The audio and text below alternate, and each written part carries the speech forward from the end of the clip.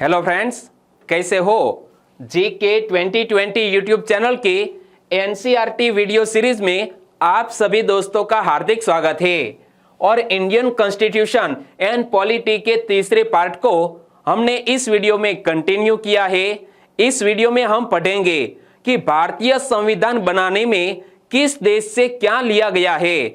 बहुत ही important topic है, बहुत सी एग्जामिनेशन में पूछा गया क्वेश्चन है कि किस देश के संविधान से हमारे भारत देश के संविधान में क्या लिया गया है। और यह वीडियो बहुत ही मजेदार तरीके से हमने तैयार किया है।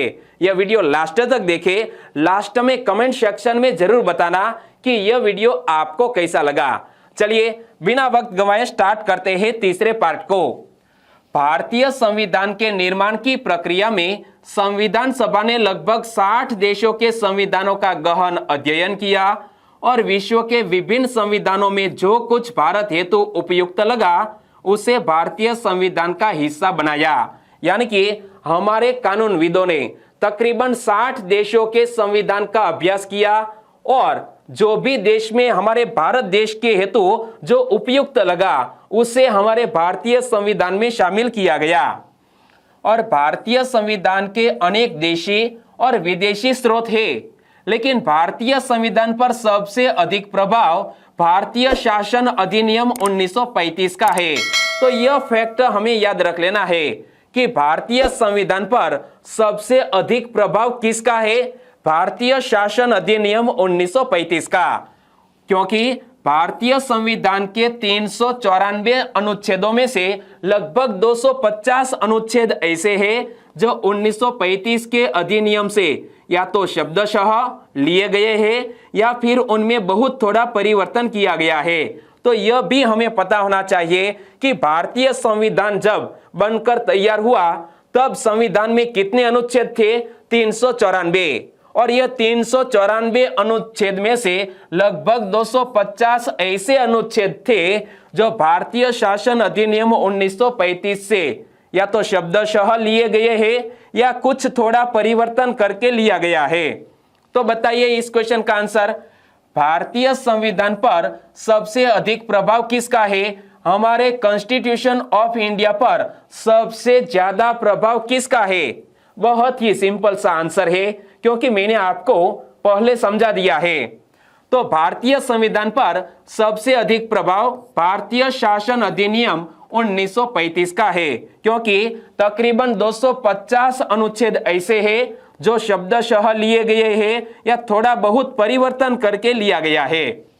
आगे बात करें, ब्रिटिश संविधान से हमारे संविधान में क्या क्या लिया गया है। ब्रिटिश संविधान से हमारे भारतीय संविधान में क्या क्या लिया गया है, यह याद रखने के लिए मैंने एक ट्रिक्स बनाई है। और ट्रिक्स में आपको एक सेंटेंस याद रखना है।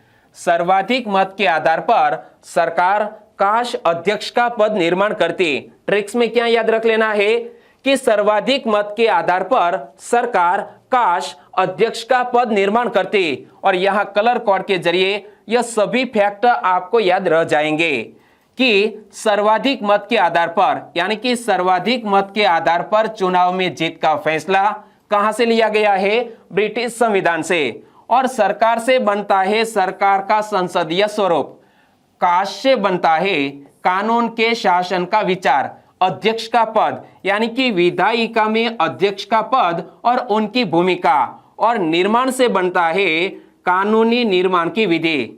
तो यह सभी बातें कहां से ली गई है, ब्रिटिश संविधान से ली गई है। तो एक बार फिर से पढ़ लेते हैं। सर्वाधिक मत के आधार पर चुनाव में जीत का फैसला, सरकार का संसदीय स्वरूप, कानून के शासन का विचार, विधायिका में अध्यक्ष का पद और उनकी भूमिका, कानूनी निर्माण की विधि। यह सभी बातें हमारे भारतीय संविधान में कहां से ली गई है, ब्रिटिश संविधान से। तो चलिए इस मजेदार क्वेश्चन का आंसर बताइए। ब्रिटिश संविधान से हमारे संविधान में क्या नहीं लिया गया है। यहां हमें उल्टा पूछा गया है कि ब्रिटिश संविधान से हमारे संविधान में क्या नहीं लिया गया है। तो कानूनी निर्माण की विधि यह लिया गया है, कानून के शासन का विचार भी लिया गया है और सरकार का संसदीय स्वरूप भी ब्रिटिश संविधान से हमारे भारतीय संविधान में लिया गया है। राज्य के नीति निर्देशक तत्व यह ब्रिटिश संविधान से नहीं लिया गया है। तो क्या आपको पता है कि राज्य के नीति निर्देशक तत्व किस देश के संविधान से लिए गए हैं? आपको याद है? तो चलिए इस क्वेश्चन का आंसर बताइए कि राज्य के नीति निर्देशक तत्व को किस देश के संविधान से हमारे संविधान में शामिल किया गया है? तो राज्य के नीति निर्देशक तत्वों को आयरलैंड, किस देश के संविधान से? आयरलैंड देश के संविधान से हमारे भारतीय संविधान में शामिल किया गया है। तो आपको याद होगा या तो आपने कहीं कॉन्स्टिट्यूशन की बुक में पढ़ा भी होगा कि राज्य के नीति निर्देशक तत्व कहां से लिए गए हैं? आयरलैंड के संविधान से। और फ्रांस के संविधान से हमने क्या लिया है? स्वतंत्रता, समानता और बंधुत्व का सिद्धांत। क्या? स्वतंत्रता, समानता और बंधुत्व का सिद्धांत हमने फ्रांस के संविधान से लिया है। यह याद रख लीजिए। आगे मैं आपको क्वेश्चन बनाकर पूछूंगा तो आपको आंसर पता होना चाहिए कि फ्रांस के संविधान से हमने क्या लिया है? स्वतंत्रता, समानता और बंधुत्व का सिद्धांत। तो कनाडा के संविधान से हमारे भारतीय संविधान में क्या क्या लिया गया है? एक अर्ध संघात्मक सरकार का स्वरूप, यानी कि सशक्त केंद्रीय सरकार वाली संघात्मक व्यवस्था को कनाडा के संविधान से लिया गया है। और अवशिष्ट शक्तियों का सिद्धांत भी कनाडा के संविधान से लिया गया है। एक बार फिर से पढ़ लेते हैं। एक अर्ध संघात्मक सरकार का स्वरूप, यानी कि सशक्त केंद्रीय सरकार वाली संघात्मक व्यवस्था और अवशिष्ट शक्तियों का सिद्धांत हमने कनाडा के संविधान से लिया है। तो चलिए इस क्वेश्चन का आंसर बताइए कि फ्रांस के संविधान से भारतीय संविधान में क्या लिया गया है? आपको याद है वो 3 वर्ड्स कि फ्रांस के संविधान से भारतीय संविधान में क्या क्या लिया गया है? आपको मैंने बताया था स्वतंत्रता, समानता और बंधुत्व का सिद्धांत। क्या? लिखवाइए। स्वतंत्रता, समानता और बंधुत्व का सिद्धांत कहां से लिया है? यह हमने लिया है फ्रांस देश के संविधान से। किस देश के संविधान से? फ्रांस देश के संविधान से। और अमेरिका के संविधान से भारतीय संविधान में क्या क्या लिया गया है? मौलिक अधिकारों की सूची, न्यायिक पुनरावलोकन की शक्ति और न्यायपालिका की स्वतंत्रता। यह तीनों बात याद रख लीजिए कि अमेरिका के संविधान से भारतीय संविधान में क्या क्या लिया गया है? मौलिक अधिकारों की सूची, न्यायिक पुनरावलोकन की शक्ति और न्यायपालिका की स्वतंत्रता। यह तीनों बात अमेरिका के संविधान से हमारे भारतीय संविधान में ली गई है। तो बताइए इस क्वेश्चन का आंसर। भारतीय संविधान में अमेरिका के संविधान से क्या क्या लिया गया है? मौलिक अधिकारों की सूची, बिल्कुल सही बात, यह हमने अमेरिका के संविधान से ली है। न्यायिक पुनरावलोकन की शक्ति भी अमेरिका के संविधान से ली है। और न्यायपालिका की स्वतंत्रता भी हमने अमेरिका की संविधान से ही यह बात ली है। तो हमारा आंसर बन जाता है उपरयुक्त सभी जो बातें हैं वो भारतीय संविधान में शामिल की गई है अमेरिका के संविधान से। ओके। और तुलना करने का पहला आधार क्या है? 2 देशों के बीच संविधान की तुलना करने का सबसे बड़ा आधार है शासन प्रणाली। तो भारत देश में शासन प्रणाली संघात्मक है, परंतु गंभीर परिस्थितियों में यह एकात्म भी होती है। क्या? हमारे भारत देश में जो शासन प्रणाली है वो संघात्मक है, लेकिन इमरजेंसी सिचुएशन में हमारे भारत देश की शासन प्रणाली एकात्म हो जाती है। वहीं अमेरिका और जर्मनी में संघात्मक, फ्रांस में एकात्मक व ब्रिटेन में संवैधानिक राजतंत्र एवं एकात्म शासन प्रणाली विद्यमान है। तो दोस्तों यह हमें याद रख लेना है कि हमारे भारत देश की शासन प्रणाली संघात्मक है, लेकिन इमरजेंसी सिचुएशन में एकात्म हो जाती है। अमेरिका और जर्मनी में संघात्मक, फ्रांस में एकात्मक व ब्रिटेन में संवैधानिक राजतंत्र एवं एकात्म शासन प्रणाली विद्यमान है। तो चलिए यह फैक्ट आपने याद रख लिए है। तो बताइए इस क्वेश्चन का आंसर। निम्न में से किस देश की शासन प्रणाली संघात्मक है परंतु गंभीर परिस्थितियों में यह एकात्म भी होती है? हमारे भारत देश की शासन प्रणाली ही ऐसी है जो सामान्य परिस्थितियों में संघात्मक लेकिन गंभीर परिस्थितियों में एकात्मक भी होती है। आगे बात करें तो लोकतंत्र के संदर्भ में भारत, ब्रिटेन और जर्मनी में संसदीय शासन प्रणाली को अपनाया गया है, जबकि अमेरिका अध्यक्षीय प्रणाली पर आधारित है। क्या ब्रिटेन और जर्मनी में संसदीय शासन प्रणाली को अपनाया गया है, जबकि अमेरिका में अध्यक्षीय शासन प्रणाली है। इस क्वेश्चन का आंसर दीजिए। निम्न में से किस देश की शासन व्यवस्था अध्यक्षीय प्रणाली पर आधारित है? अमेरिका देश की शासन व्यवस्था अध्यक्षीय प्रणाली पर आधारित है। और तुलना करने की दिशा में अगला आधार है विधायिका। तो यहां हम दो देशों के कॉन्स्टिट्यूशन की तुलना करते हैं और अगला आधार है विधायिका। तो भारत में उच्च सदन को राज्यसभा व निम्न सदन को लोकसभा कहते हैं। साथ ही संसद के पास पर्याप्त शक्तियां होती है और ब्रिटेन में भी संसद अत्यधिक शक्तिशाली है। तो हमारे देश में जो हमारी शासन व्यवस्था है इसमें ऊपरी सदन है राज्यसभा और निम्न सदन है लोकसभा। तो अमेरिका में विधायिका को कांग्रेस कहा जाता है, उच्च सदन सीनेट व निम्न सदन प्रतिनिधि सभा कहलाती है।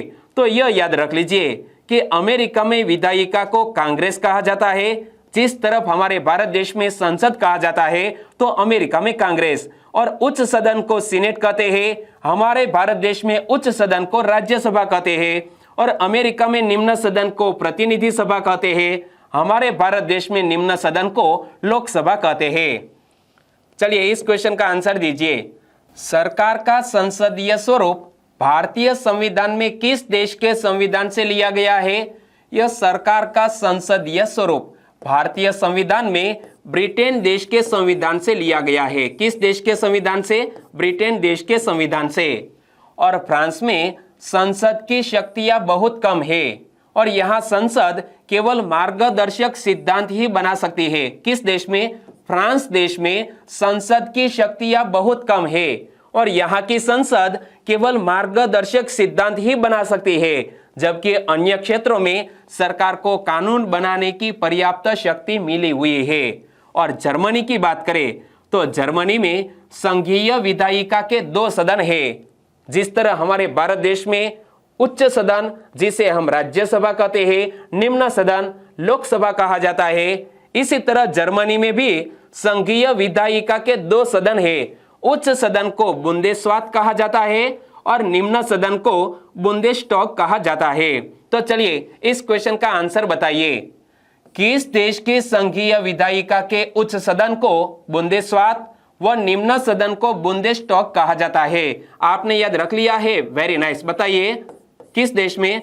जर्मनी देश में उच्च सदन को बुंदेस्वात और निम्न सदन को बुंदेस्टॉग कहा जाता है। आगे बात करें और न्यायपालिका की बात करें तो न्यायपालिका के संदर्भ में हमारा भारत देश का न्यायालय अन्य देशों से किस तरह भिन्न है उनकी बात करते हैं। न्यायपालिका के संदर्भ में देखा जाए तो भारत में एकीकृत न्यायपालिका है। क्या? भारत देश में एकीकृत न्यायपालिका है। जिस तरफ यहाँ जिला कोर्ट, बाद में हाई कोर्ट और सुप्रीम कोर्ट है, एक पूरी तरह चैन बनी हुई है, इसे बोलते हैं एकीकृत न्यायपालिका। जबकि अमेरिका में संघ और राज्य की विधियों के लिए अलग अलग न्यायालय है। किस देश में? अमेरिका देश में संघ और राज्य के विधियों के लिए अलग अलग न्यायालय है। और फ्रांस में न्यायपालिका को अमेरिका या भारत की तरह शक्तियां प्राप्त नहीं है। और ब्रिटेन में न्यायपालिका सामान्यतः कार्यपालिका और विधायिका के हस्तक्षेप से मुक्त है। हमारे भारत देश में भी न्यायपालिका को कार्यपालिका और विधायिका से अलग रखा गया है, स्वतंत्र रखा गया है। और जर्मनी में फेडरल कोर्ट ही सर्वोच्च न्यायालय है और इसे ही न्यायिक पुनरीक्षण की शक्ति माना जाता है। चलिए इस क्वेश्चन का आंसर आपको नीचे कमेंट बॉक्स में देना है। मैं नहीं बताऊंगा, आगे मैं आपको बताऊंगा, लेकिन फिलहाल नहीं बताऊंगा। भारतीय संविधान में न्यायिक पुनरावलोकन की शक्ति और न्यायपालिका की स्वतंत्रता को किस देश के संविधान से लिया गया है? फिर से एक बार मैं क्वेश्चन पढ़ लेता हूं। भारतीय संविधान में न्यायिक पुनरावलोकन की शक्ति और न्यायपालिका की स्वतंत्रता को किस देश के संविधान से लिया गया है? आंसर आपको नीचे कमेंट बॉक्स में देना है। आगे बात करें तो संशोधन के आधार पर हमारा भारतीय संविधान कितना कठोर है, कितना सुनम्य है, उनकी भी बात करें तो संशोधन के संदर्भ में भारतीय संविधान कठोर भी है और सुनम्य भी। वहीं अमेरिका, फ्रांस व जर्मनी की संशोधन विधि अधिक कठोर है। क्या? यह हमारा भारत देश का जो संविधान है उनसे ज्यादा अमेरिका, फ्रांस, जर्मनी की जो संशोधन विधि है वो अधिक कठोर है और ब्रिटेन में साधारण बहुमत से संशोधन संभव है, अर्थात सुनम्य संविधान है। तो यहां हमें याद रख लेना है कि ब्रिटेन का जो संविधान संशोधन है वो आसानी से किया जा सकता है, लेकिन अमेरिका, फ्रांस एवं जर्मनी में यह संशोधन सामान्य परिस्थितियों में नहीं किया जा सकता, बहुत ही अधिक कठोर होता है। और भारत का संविधान संशोधन कठोर भी है, सुनम्य भी। चलिए इस मजेदार क्वेश्चन का आंसर बताइए। निम्नलिखित कथनों पर विचार कीजिए। 3 कथन दिए हैं और उपरयुक्त में से कौन सा कथन सही है वो हमें यहां ढूंढना है। तीनों सेंटेंस को ध्यान से पढ़ते हैं। पहला सेंटेंस, ब्रिटेन में संविधान संशोधन सुनम्य है। हाल ही में हमने पढ़ा कि ब्रिटेन में संविधान संशोधन सुनम्य है, यानी कि बहुत ही आसानी से यहां संविधान संशोधन किया जा सकता है। और भारतीय संविधान में संशोधन कठोर भी है, सुनम्य भी, बिल्कुल सही बात। और अमेरिका, फ्रांस व जर्मनी की संशोधन विधि अधिक कठोर है, यानी कि तीनों सेंटेंस बिल्कुल सही। और यहां हमें पूछा गया है कौन सा कथन सही है? उपरयुक्त सभी कथन बिल्कुल सही है। आगे बात करें तो संविधान के आकार के संदर्भ में अध्ययन करें तो भारत के संविधान का आकार अत्यधिक विस्तृत है। वहीं अमेरिका, फ्रांस तथा जर्मनी के संविधान का आकार भारत के संविधान की तुलना में संक्षिप्त है, यानी कि विश्व का सबसे बड़ा लिखित संविधान है हमारे भारत देश का। आकार के संदर्भ में हमारा भारत देश का संविधान पूरे विश्व में सबसे बड़ा है। अमेरिका, फ्रांस तथा जर्मनी के संविधान का आकार भारत के संविधान की तुलना में संक्षिप्त है। तो चलिए इस क्वेश्चन का आंसर बताइए। निम्न में से किस देश के संविधान का आकार भारत के संविधान से विस्तृत है? हमारे भारत देश के संविधान से किस देश का संविधान विस्तृत है, यानी कि बड़ा है? अमेरिका का छोटा, फ्रांस का भी छोटा, जर्मनी का भी छोटा। तो यह तीनों देशों का जो संविधान है वो भारत देश के संविधान से छोटा है। तो इनमें से कोई भी देश का संविधान भारत देश के संविधान से विस्तृत नहीं है।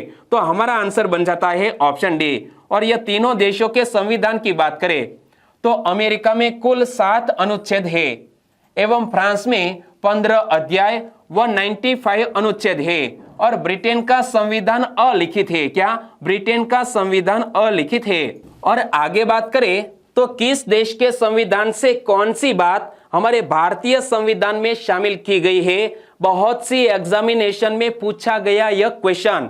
तो आपको यह पूरी लिस्ट याद रख लेनी है। आगे चलकर मैं आपको क्वेश्चन पूछूंगा कि किस देश के संविधान से क्या लिया गया है। आप इस वीडियो की पीडीएफ फाइल पढ़ना चाहते हैं तो नीचे डिस्क्रिप्शन में लिंक भी रख दी है, वहां पर क्लिक करके डाउनलोड कर सकते हैं, पढ़ सकते हैं। लेकिन फिलहाल हम पढ़ते हैं कि अमेरिका देश के संविधान से कौन सी बात भारतीय संविधान में ली गई है। मौलिक अधिकार, न्यायिक पुनरावलोकन, संविधान की सर्वोच्चता, न्यायपालिका की स्वतंत्रता, निर्वाचित राष्ट्रपति एवं उस पर महाभियोग, उपराष्ट्रपति, उच्चतम एवं उच्च न्यायालयों के न्यायाधीशों को हटाने की विधि एवं वित्तीय आपात, यह सभी बातें हमने अमेरिका के संविधान से ली है। एक बार फिर से पढ़ लेते हैं। मौलिक अधिकार, न्यायिक पुनरावलोकन, संविधान की सर्वोच्चता, न्यायपालिका की स्वतंत्रता, निर्वाचित राष्ट्रपति एवं उस पर महाभियोग, उपराष्ट्रपति, उच्चतम एवं उच्च न्यायालयों के न्यायाधीशों को हटाने की विधि एवं वित्तीय आपात किस देश के संविधान से लिया गया है? अमेरिका। और ब्रिटेन देश के संविधान से हमारे भारतीय संविधान में कौन कौन सी बातों को शामिल किया गया है? संसदात्मक शासन प्रणाली, एकल नागरिकता एवं विधि निर्माण प्रक्रिया। एक बार फिर से पढ़ लेते हैं। ब्रिटेन से हमने लिया है संसदात्मक शासन प्रणाली, एकल नागरिकता एवं विधि निर्माण प्रक्रिया।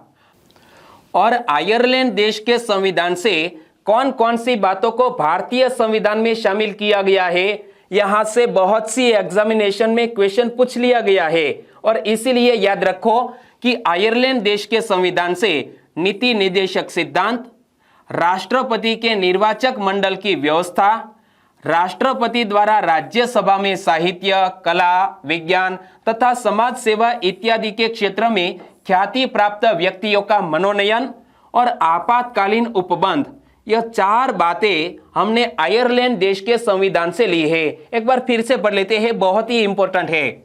नीति निर्देशक सिद्धांत, राष्ट्रपति के निर्वाचक मंडल की व्यवस्था, राष्ट्रपति द्वारा राज्यसभा में साहित्य, कला, विज्ञान तथा समाज सेवा इत्यादि के क्षेत्र में ख्याति प्राप्त व्यक्तियों का मनोनयन, कितने 12 सदस्यों का मनोनयन किया जाता है, और आपातकालीन उपबंध, यह सभी बातें ली गई है आयरलैंड देश के संविधान से। चलिए इस मजेदार क्वेश्चन का आंसर बताइए। राष्ट्रपति द्वारा राज्यसभा में साहित्य, कला, विज्ञान तथा समाज सेवा इत्यादि के क्षेत्र में ख्याति प्राप्त व्यक्तियों का मनोनयन किया जाता है। इस बात का स्वीकार किस देश के संविधान से किया गया है? आपने बहुत ही अच्छी तरह याद रखा है देश का नाम, आयरलैंड। बिल्कुल सही बात, आयरलैंड देश से यह बात ली गई है।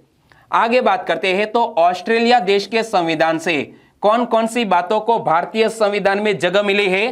प्रस्तावना की भाषा, यह हमें याद रख लेना है कि प्रस्तावना की भाषा को स्वीकार किया गया है किस देश के संविधान से? ऑस्ट्रेलिया देश के संविधान से। समवर्ती सूची का प्रावधान, केंद्र एवं राज्य के बीच संबंध, शक्तियों का विभाजन, यह सारी बातें ऑस्ट्रेलिया के संविधान से भारतीय संविधान में शामिल की गई है। एक बार फिर से याद रख लो, प्रस्तावना की भाषा, समवर्ती सूची का प्रावधान, केंद्र एवं राज्य के बीच संबंध, शक्तियों का विभाजन। ऑस्ट्रेलिया के संविधान से भारतीय संविधान में क्या नहीं लिया गया है? यहां हमें पूछा गया है कि ऑस्ट्रेलिया के संविधान से क्या भारतीय संविधान में नहीं लिया गया है? तो प्रस्तावना की भाषा ऑस्ट्रेलिया के संविधान से ली गई है, प्रस्तावना की भाषा। समवर्ती सूची का प्रावधान भी हमने ऑस्ट्रेलिया देश के संविधान से लिया है, और केंद्र एवं राज्य के बीच का संबंध वो भी हमने ऑस्ट्रेलिया देश के संविधान से लिया है। लेकिन राष्ट्रपति के निर्वाचक मंडल की व्यवस्था वो हमने ऑस्ट्रेलिया देश के संविधान से नहीं, बल्कि किस देश के? आपने याद रख लिया है, ओके, आयरलैंड देश के संविधान से हमने राष्ट्रपति के निर्वाचक मंडल की व्यवस्था ली है। और जर्मनी की बात करें तो जर्मनी के संविधान से आपातकाल के प्रवर्तन के दौरान राष्ट्रपति को मौलिक अधिकार संबंधी शक्तियां प्राप्त हो जाती है, यह हमने बात ली है जर्मनी के संविधान से। और कनाडा के संविधान से संघात्मक विशेषताएं, अवशिष्ट शक्तियां केंद्र के पास, तो यह प्रावधान लिया है कनाडा के संविधान से। और दक्षिण अफ्रीका के संविधान से हमने क्या लिया है? संविधान संशोधन की प्रक्रिया का प्रावधान हमने साउथ अफ्रीका के कॉन्स्टिट्यूशन से लिया है, तो यह फैक्ट याद रख लेना है। संविधान संशोधन की प्रक्रिया का प्रावधान किस देश के संविधान से लिया है?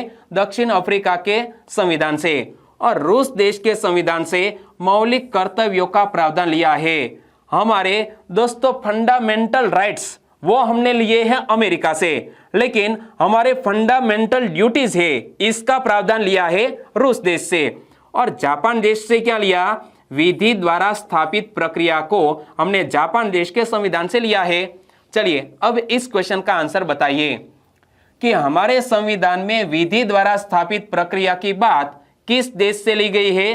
तो हमारे संविधान में विधि द्वारा स्थापित प्रक्रिया की बात जापान देश के संविधान से ली गई है। जैसा कि मैंने आपको हाल ही में बताया, विधि द्वारा स्थापित प्रक्रिया जापान देश के संविधान से यह प्रावधान लिया गया है। चलिए इस वीडियो को हम खत्म करते हैं। और इस वीडियो की पीडीएफ फाइल आप पढ़ना चाहते हैं जो मैंने आपको पढ़ाया, तो नीचे डिस्क्रिप्शन में लिंक रख दी है, वहां पर क्लिक करके डाउनलोड कर सकते हैं, पढ़ सकते हैं। और वीडियो वाकई में आपको अच्छा लगा है, हेल्पफुल लगा है, तो इस वीडियो को लाइक करें और आपके दोस्तों को फेसबुक, व्हाट्सएप या टेलीग्राम के जरिए इस वीडियो की लिंक शेयर करना मत भूलिएगा। बस छोटी सी उम्मीद के साथ आज का वीडियो खत्म करते हैं, फिर मिलेंगे एक नए वीडियो में। तब तक के लिए टेक केयर एंड जय हिंद।